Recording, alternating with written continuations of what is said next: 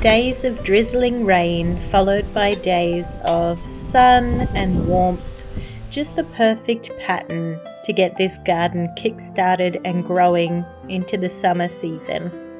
At least my tomatoes are growing really well, and the potato plants have all come up above the soil now, so they must be starting to grow nicely as well. I cannot wait to be harvesting tomatoes out of my backyard instead of paying the exorbitant supermarket prices. So I'm looking forward to salads ahead in the warmer days. Just a cozy, simple day at home today.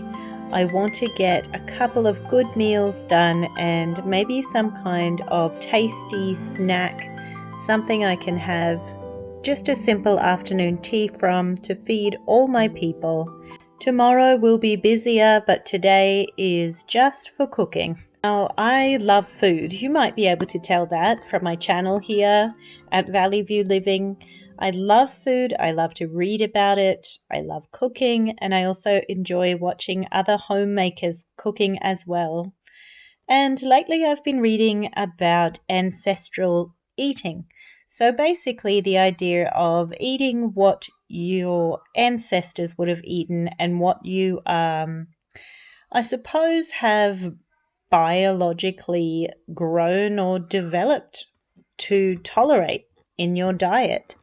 And it's not surprising for me with the majority of British ancestry, although on one side of my family, I am 7th generation Australian, so I do have some pretty deep roots here in Australia, of course, but that British ancestry, it really does speak a lot to foods that I'm already drawn to and enjoying regularly. Of course, things like root vegetables and breads made of traditional grains.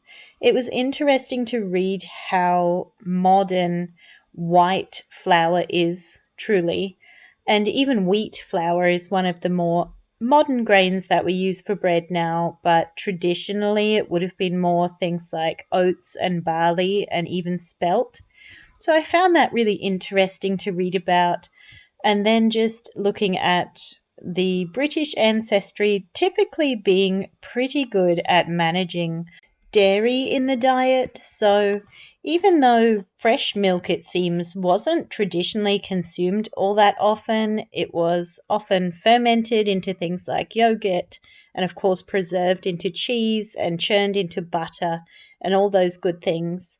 It just sort of encouraged me to be perfectly confident with using things like butter in my cooking, maybe even instead of olive oil. And also to consume like the animal meats that are very traditional in the British diet and in reasonable amounts too. So anyway, all that reading inspired me to make a traditional British ancestral soup, which I did happen to have all these ingredients for, which is fantastic. I'm just going to dice up some onion and some carrot, and I'm going to sweat this down in my pot in butter. That's right. And I do have some bacon here, but this is totally optional. The bacon did add a little extra flavor, but it really wasn't necessary. And then I have some of our home-raised pork here. This has been frozen ever since the butchery day for this particular cut of pork, and I hadn't had any plans for it but defrosted it a couple of days ago, and it's just been hanging about in the fridge, and this is a perfect way to cook it up in a soup like this. And I have also been enjoying those pork chunks in curry as well.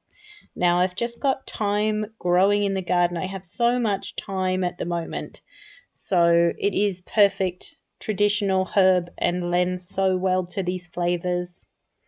Now, apparently garlic was a bit more of a modern inclusion in the ancestral diet of my ancestors. So I'm going to skip the garlic today and just go with the really traditional flavors.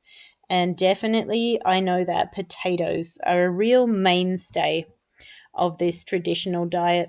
So I love potatoes in soup. Aren't they beautiful? They just break down beautifully into the chicken broth and the cream, add that luxuriousness to soup, but also really filling as well. And my kids are very happy to eat these veggies in this way.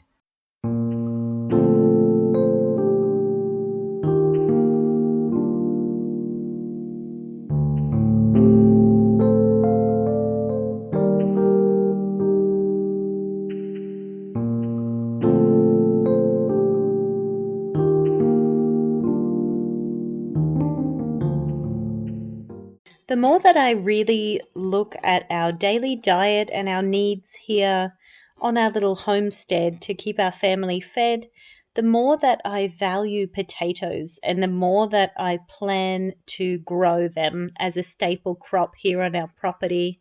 I find them quite simple and pest resistant. And of course, growing under the ground, they just don't seem as susceptible to that pesky animal theft that a lot of the other crops that I have attempted to grow over the years have struggled with. Now, I have this beautiful, highly gelatinous chicken broth that has been sitting in the fridge for a little while. I've made this one just using the bones from one of our family meals from those organic chicken legs that are such a good price. And I must have cooked them down in quite concentrated rate because, yeah, the broth has turned out beautiful. So I'm using all of that broth in this soup today, and it really does feel good to know that I am getting this into my kids and they are going to love it. Now, I've just going well, look how much bread is left. I just baked this loaf this morning, and this is my family size loaf that is 1.5 times a typical sourdough loaf recipe, but there's probably about a quarter of a loaf left by lunchtime. And this soup was so beautiful. I just added a small amount of cream that was left over from our recent birthday party here at the house, and I couldn't resist just pouring it in after everything had simmered down and was beautifully soft, and just poured that cream in at the end, and it was just right. Now, these are our chickens that we have raised from our own fertile eggs here on the farm. So they are Barnevelder cross.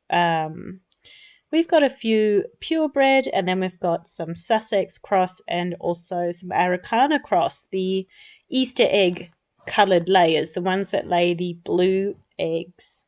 These girls and boys have turned out just lovely, and it is so awesome once a chick has feathered up, gotten all its feathers, and really all they have to do then is grow, and let me tell you, they sure do eat. They need so much food at this stage, but it is adorable how they look like perfectly fully formed hens and roosters, but they're just miniature. And I just find chickens so lovely and rewarding.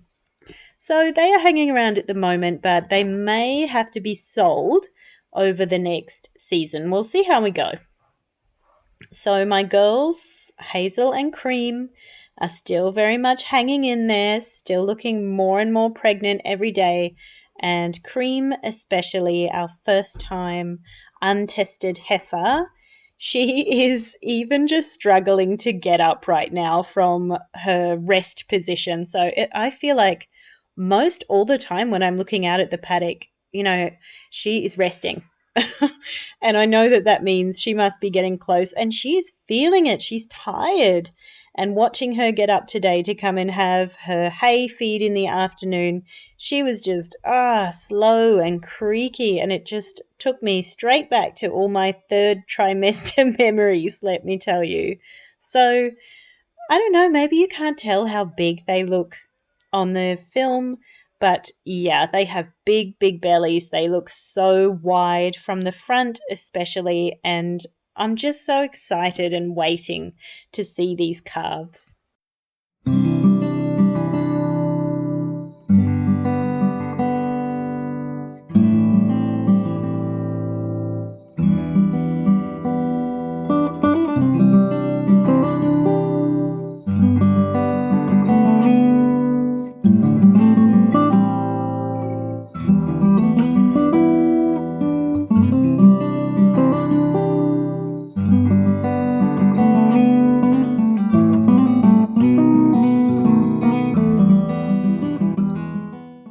Now we have a social outing tomorrow, but I do want to make sure we have enough food to take with us. I'm going to keep it super simple, but I want to take a loaf of bread with us, so I have to get one started now, the midday before I want to eat the bread.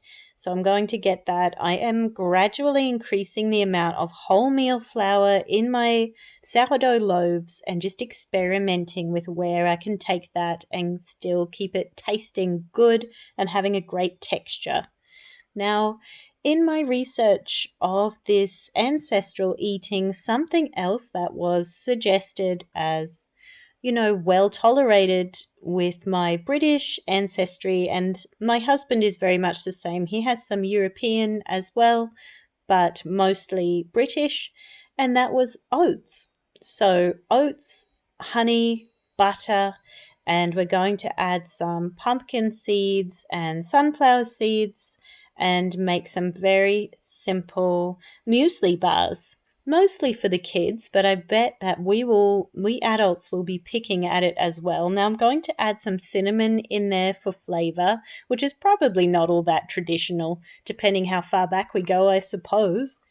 And I'm also going to top these with choc chips, just to be fun mum today.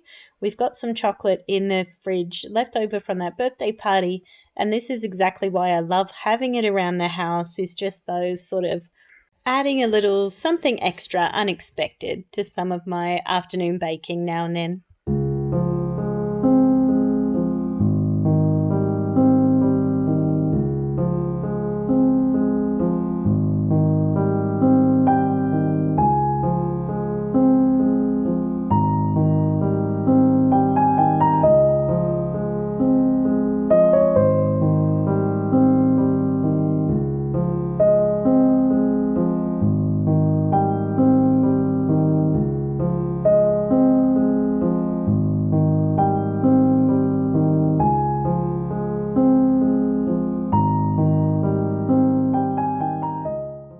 I have to say, I have been very pleasantly surprised by how well I am tolerating sourdough bread and how well I did tolerate having some of this oat slice muesli bar for afternoon tea. So I do have to be careful of managing my blood sugars adequately, making sure that I'm exercising enough each day and just eating things in moderation. But as someone who has been gluten-free in the past for months or even maybe a year at a time, just in a way to heal my body at times when I was not well, I am surprised at how well tolerated fermented sourdough made at home. So it is fermented for at least 16 to 18 hours when I make it. It is amazing, really, how well my body can tolerate it. So clearly, that act of fermentation does really cut down on the gluten, or maybe it is something about the phytic acid, which is a problem with processed breads. I don't know, but I've been so happy to include this in our routine, and it helps me to, well, it just makes meals easier. Because if we can all enjoy this homemade bread, then that is something that is simple, frugal, and filling for my whole family.